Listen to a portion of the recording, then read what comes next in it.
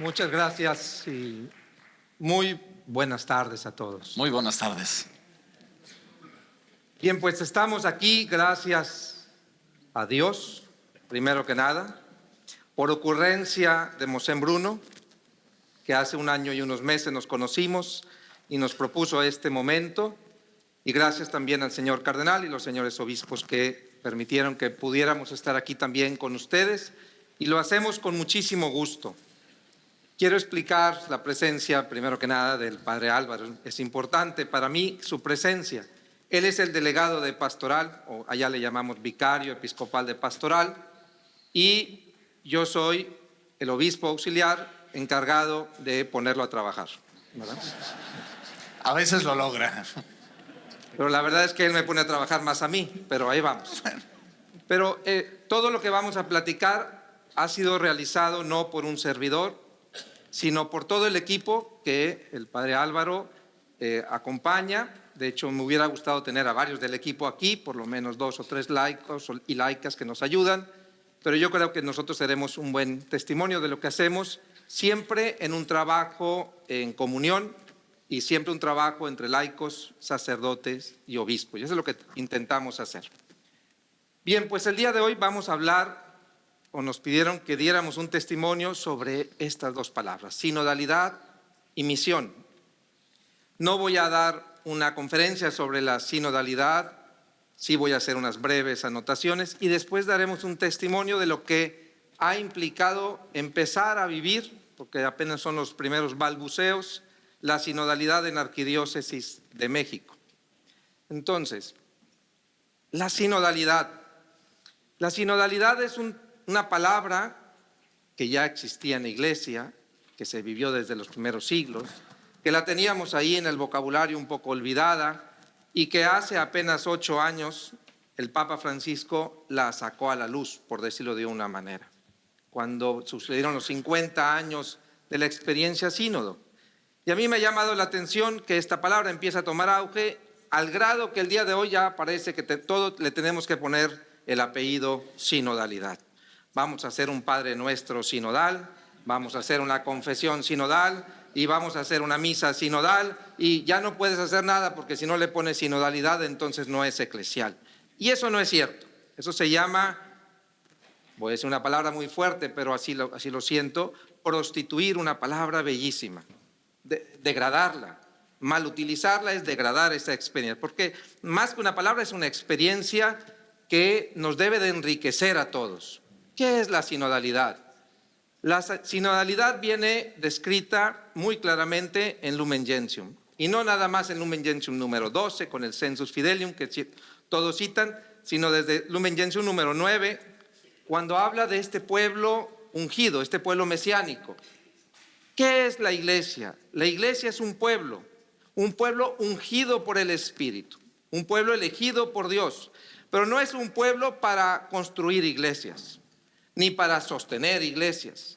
Es un pueblo que sigue a Jesús para cumplir una misión. Ustedes recuerdan aquella palabra de Jesús, así como el Padre me envió. ¿Se acuerdan qué sigue después? Ahora los envío yo. Me llamó mucho la atención ahorita con el Ministerio de Música de Tuyo, esta cita de Crónicas, donde dice Dios, esta es mi batalla. Y yo pensé inmediatamente a Jesús, me imaginé diciéndonos, esta es mi misión. Ustedes confíen en mí y la vamos a cumplir. Pero Cristo va adelante. Por eso la iglesia sigue a Jesús.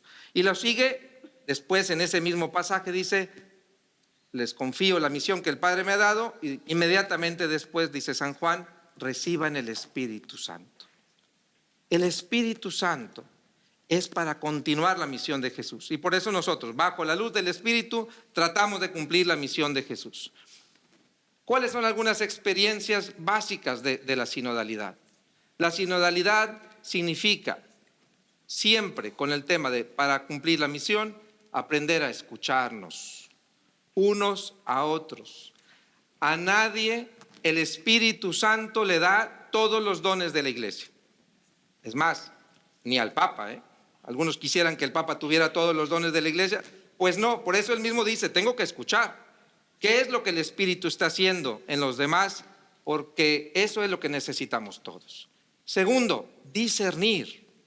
Y discernir es mucho más que, a ver, ¿qué opinas tú? ¿Qué opino yo? Bueno, vamos a buscar un punto medio y eso hacemos. Eso es negociar. Eso no es discernir. Discernir, los que fueron a la experiencia del sínodo, lo han podido experimentar. Discernir es escuchar la voz que resuena entre todos. Una voz del Espíritu, que es más que una idea, es una experiencia. Tercero, decidir. Alguien tiene que decidir. No es una democracia. No es a ver qué piensan todos y bueno, lo que la mayoría se sienta bien, eso decidimos. El obispo tiene que decidir. Quien esté a la cabeza tiene que decidir. No es en contra de la jerarquía, sino una nueva manera de vivir nuestro ministerio de conducción.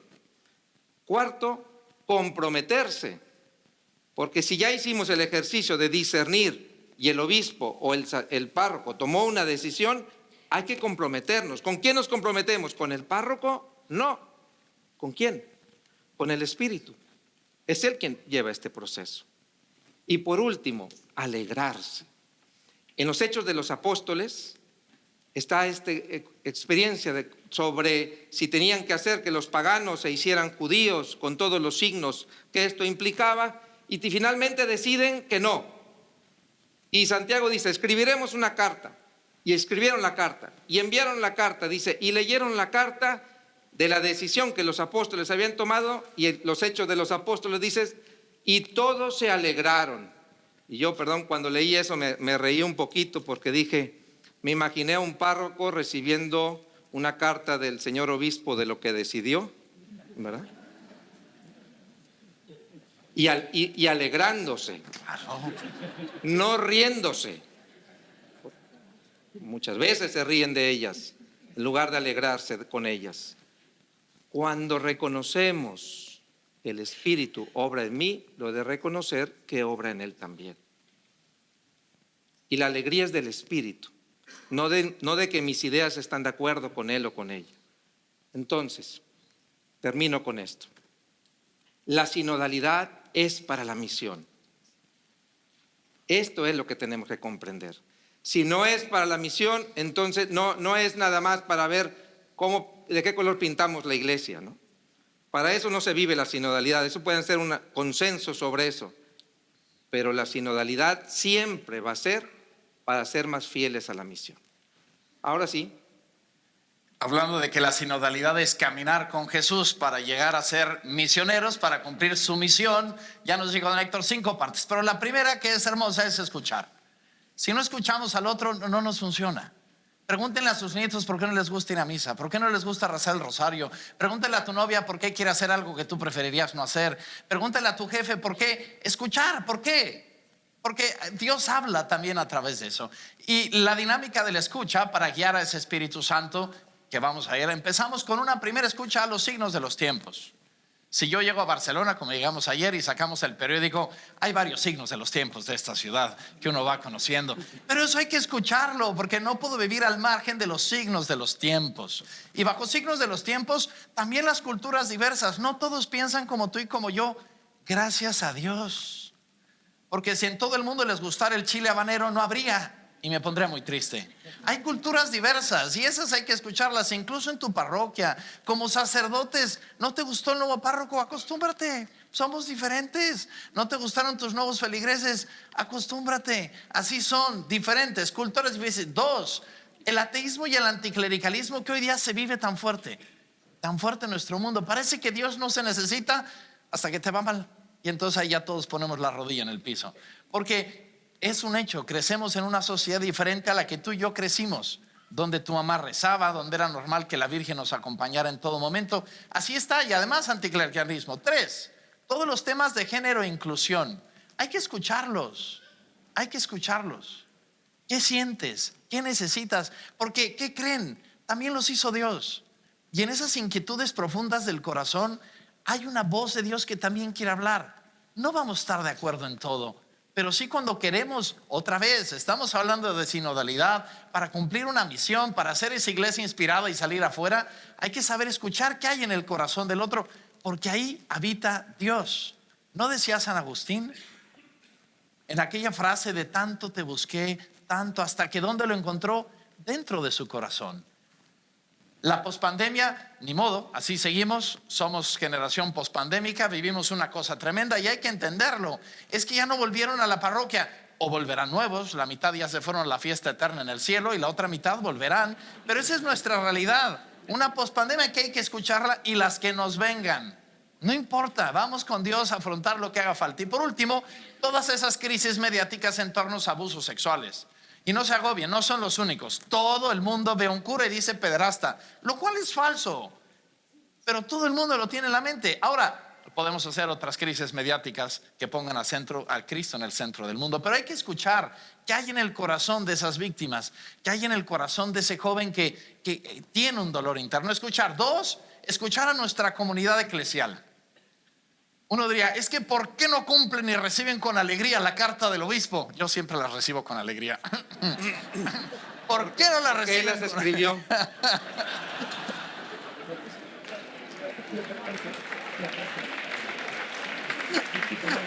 Ay.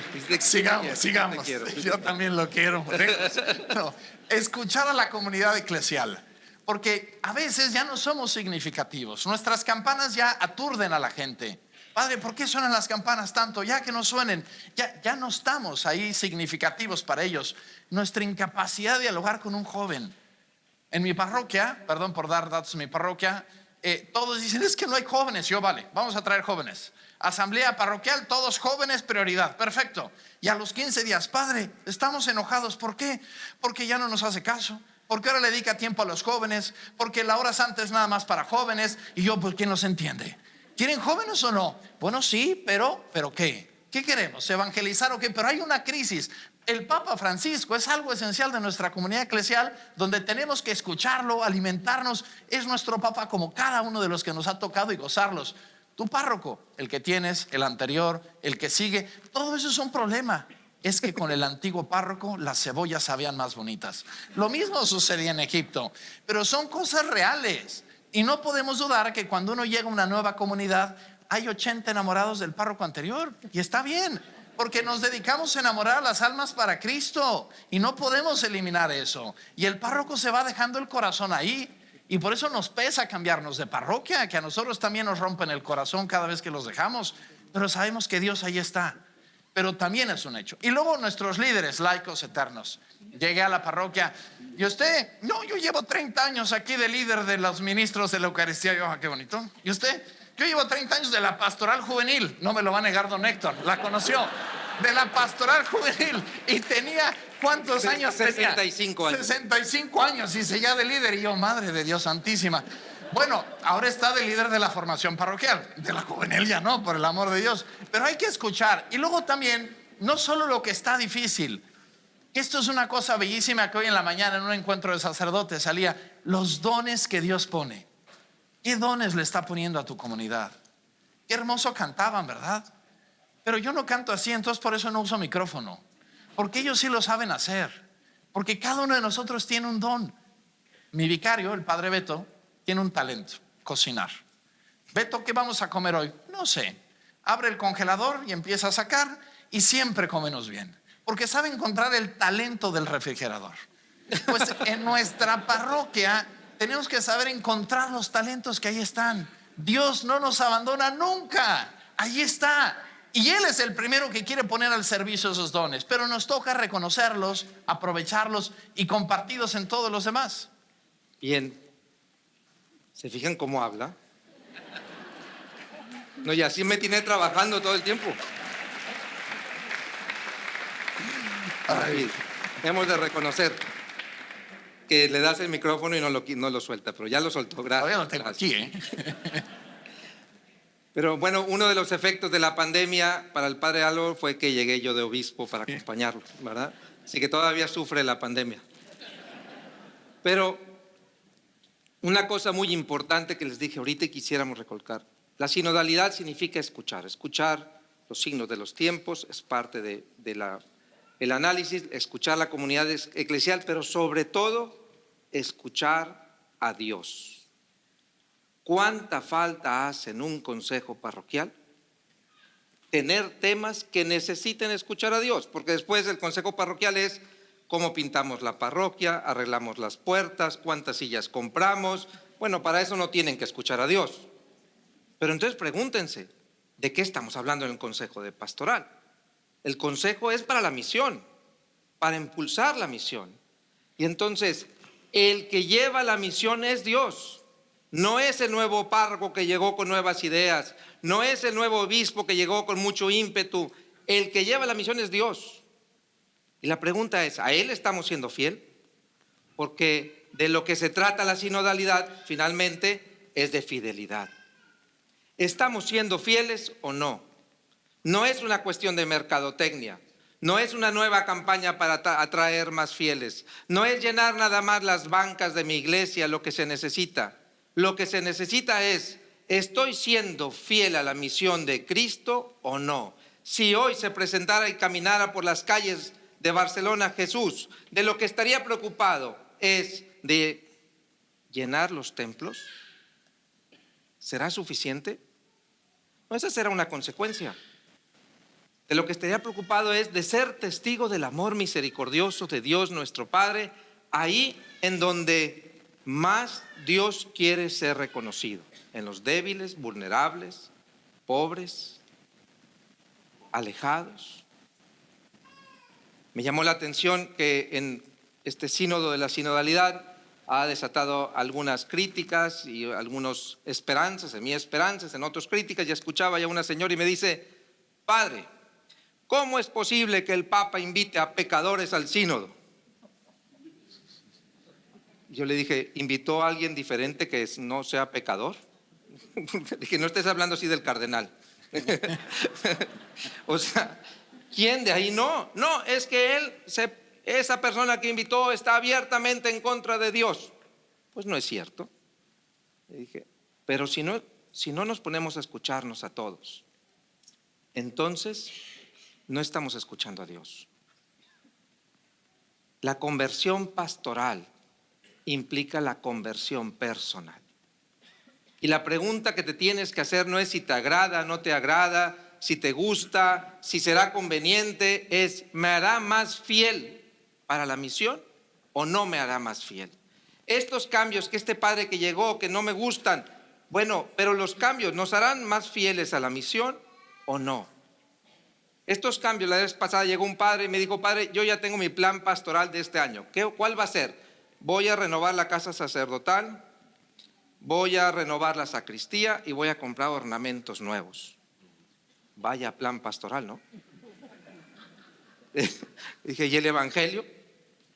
Entonces, tenemos que pensar en esto. La renovación eclesial, cualquier renovación eclesial, tiene como finalidad, como lo dice la Unitatis Redintegratio, el aumento a la fidelidad a la misión de Cristo. Esa es lo que nos impulsa.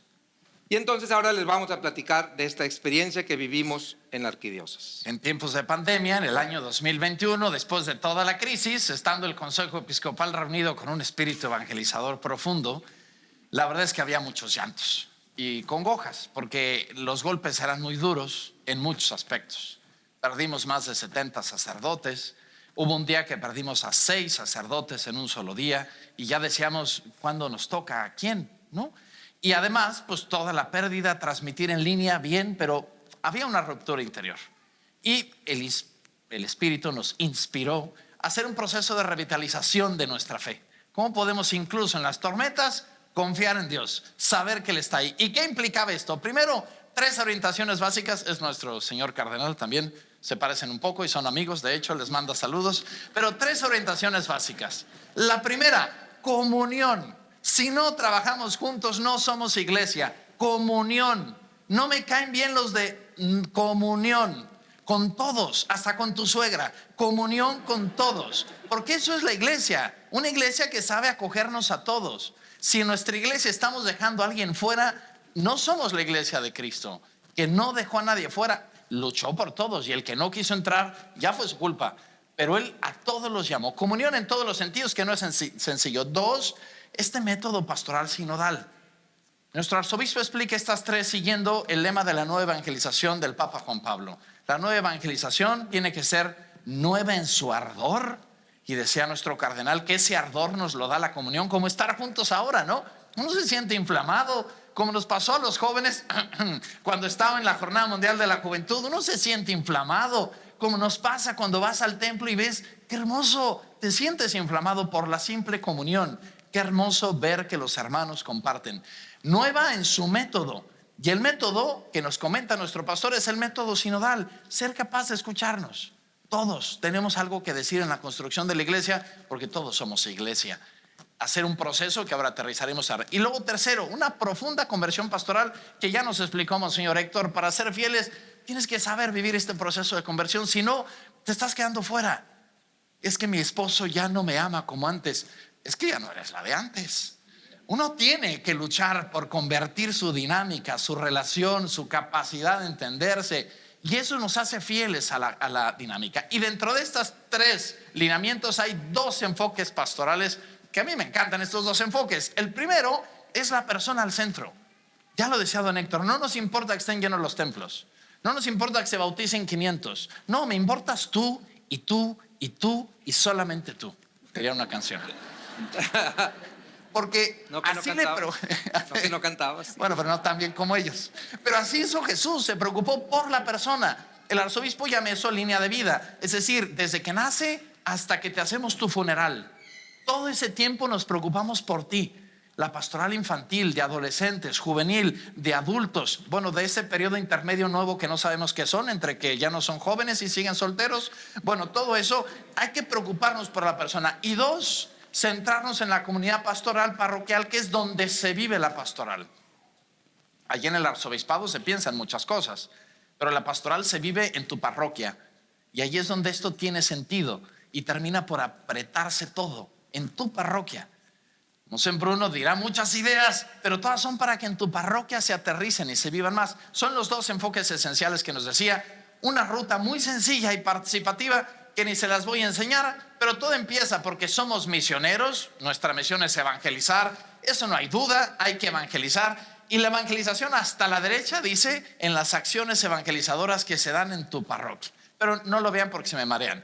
Esto privilegia 5 cosas básicas que hemos privilegiado como ayuda a esta inspiración pastoral. 1, los laicos.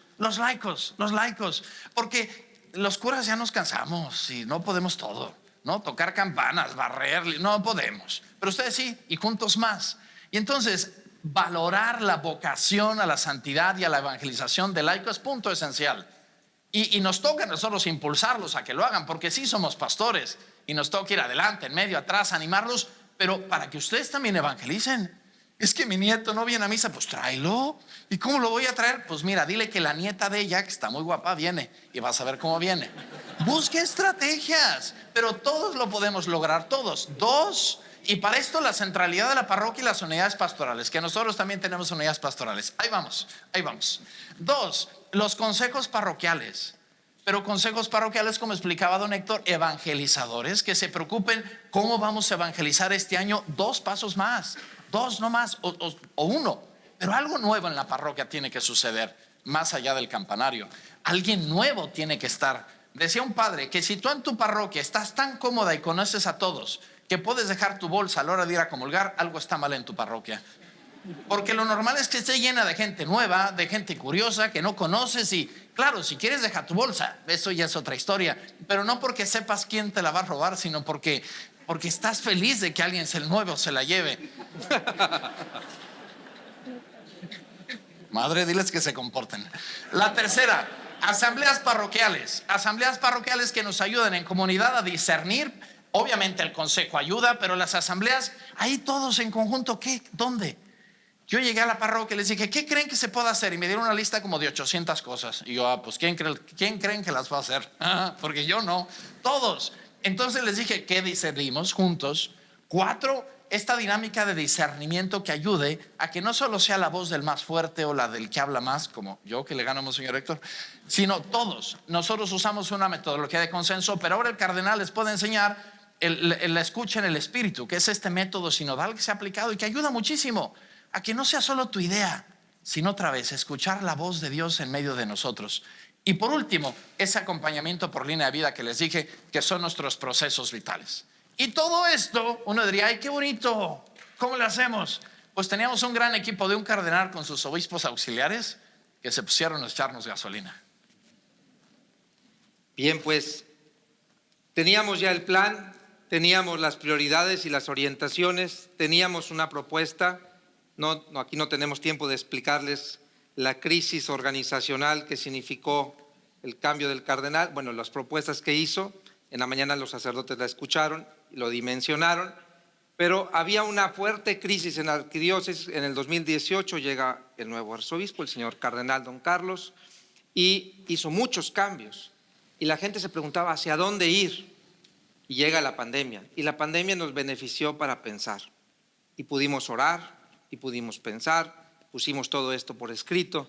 Y casi terminando la pandemia, todavía hicimos algunas salidas medias temerarias, pero lo hicimos con el deseo de acercarnos a todas las parroquias. 420 parroquias hay y rectorías hay en arquidiócesis, y nos propusimos, los 5 obispos auxiliares, ahora ya gracias a Dios somos 6, junto con el señor cardenal, visitar todas y a cada una dedicarle un día.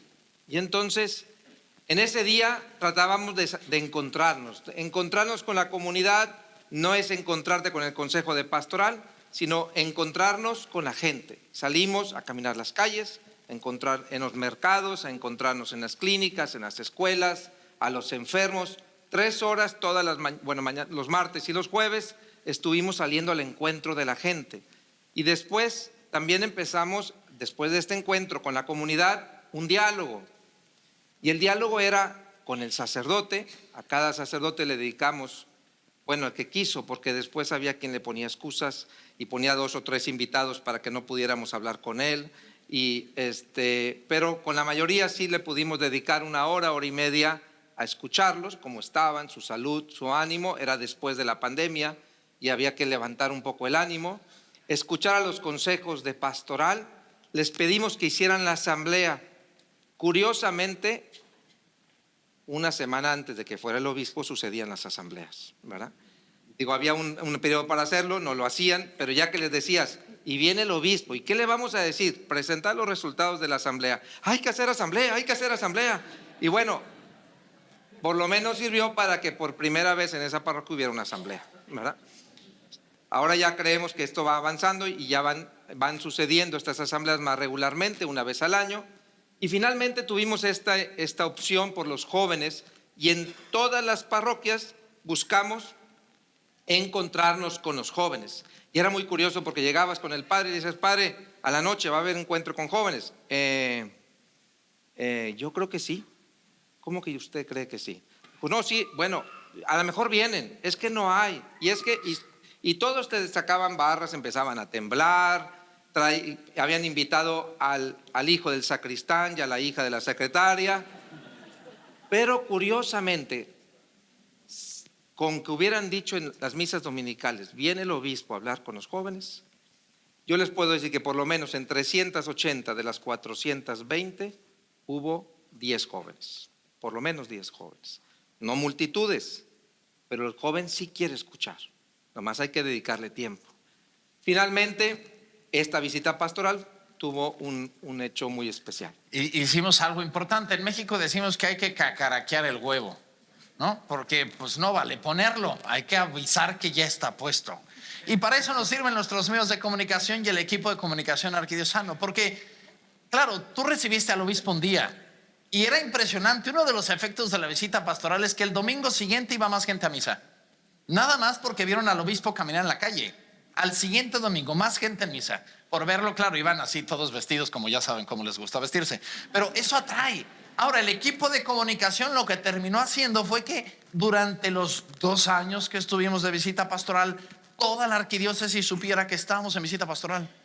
Y de repente el cardenal se subía en México le decimos metrobuses, aquí el microbús, pero aquí digamos que a la Villavesa, bueno, los de Pamplona, ¿va? La Villavesa es de Pamplona, se suben al transporte público. Imagínense ustedes estar ahí, ver al cardenal subirse a bendecir el transporte público, ¿no? Pero ¿y esto qué es? Las redes sociales nos permitieron que eso lo vivieran y además fueron un efecto de conversión pastoral. Porque la gente al verlo en nuestras redes sociales, que tampoco están tan chiquitas, ayudaban a sentir que una iglesia está viva, activa, y todos tenían cientos de comentarios. Al inicio pensamos que iba a haber comentarios negativos. Yo no vi ningún comentario negativo durante estos 2 años, todo lo contrario. Porque ¿qué van a decir de que un pastor empiece a oler oveja? Y eso pues nos movía, ¿no? En todas nuestras redes. Pero siempre tenemos nuestra duda. ¿Qué tanto, don Héctor, hemos logrado revitalizar nuestra fe? Pues este proceso, que ha sido un proceso de escucha en las asambleas, en las visitas, en las asambleas de canales, definitivamente no ha provocado una iglesia perfecta. Porque iglesia perfecta, espérense al reino de los cielos, ¿verdad? Cuando lleguen al cielo. Aquí no, aquí todavía tenemos curas que no quieren trabajar, laicos que se quieren imponer, obispos que se quedan dormidos, de todo hay un poco en nuestra iglesia, sin duda. Sin embargo, yo sí les puedo dar testimonio que cuando te decides a salir y a escuchar, algo hace Dios. Y la misión de Cristo se sigue cumpliendo. Y entonces creo yo que pudiéramos decir que eso es lo que ha ido sucediendo en la arquidiócesis. Oiga, don Héctor, y después de todo esto, 3 ideas básicas que pudiéramos transmitir, que al menos a nosotros nos han inspirado, más nos van a inspirar en esta semana, pero ¿cuáles creen ustedes que sean esas 3 ideas básicas que nos puedan inspirar? Cierro, bueno, yo en lo personal creo y quisiera invitarlos a que crean en que una iglesia sinodal, es decir, una iglesia que se atreve a escucharse unos a los otros, a escuchar al Espíritu, va a ser sin duda una iglesia más fiel. Para mí ese sería uno de mis primeros. Yo añadiría que confíen en que la parroquia, con sus laicos, el párroco, es capaz de transformar la realidad en la que vive. Que sus parroquias estén donde estén, en Paseo de Gracia, en las Ramblas, en Llobregat, donde sea, son capaces de hacer que el reino de Dios se haga ahí presente. Y para eso están ahí. Y que con los laicos, sacerdotes, religiosos, somos capaces de transformar esta realidad a la medida de Cristo. Y bueno, el obispo siempre tiene que hablar al final, ¿verdad, sí, señor obispo? Entonces tengo Amén. que agregar una tercera. Bien, yo les diría, fíjense, una iglesia sinodal que desde las parroquias empieza a transformar la evangelización y la misión de la iglesia, desde las pequeñas comunidades que suceden en las parroquias, pero sobre todo una iglesia que encienda, que inspire precisamente los corazones de todos los fieles y los haga y los convenza que ser bautizados es ser misioneros. No nunca, siempre nos dicen que ser bautizados basta, bautízate, cumple con tus sacramentos y se acabó. Pero no, es que ser bautizado es ser misionero, es unirte a la misión de Cristo. Por muchos siglos no nos han dicho esto. Nos han dicho que simplemente hay que bautizarse y ya perteneces a la Iglesia Católica. ¿Y qué? La misión que todos nosotros hemos de cumplir, sacerdotes y laicos, nos une a todos esto, no lo inventé yo, lo dice la Lumen Gentium en el capítulo número 2. Lo que nos une a todos es ser bautizados, ungidos por el Espíritu para continuar la misión de Cristo. Ahora sí, pregúntense ustedes durante todo este fin de semana, en este gran ejercicio de inspiración, ¿estoy cumpliendo con mi misión? Porque no se vale decir estoy cumpliendo con mi grupo, estoy asistiendo a misa. No, estoy cumpliendo con la misión de Cristo, algo que solamente tú puedes hacer. Que cuando nos atrevamos a comprometernos con esa misión, entonces vamos a empezar a escuchar a los demás, entonces vamos a transformar las parroquias y estoy seguro que también transformarán esta arquidiócesis. Bien, pues muchas gracias a todos.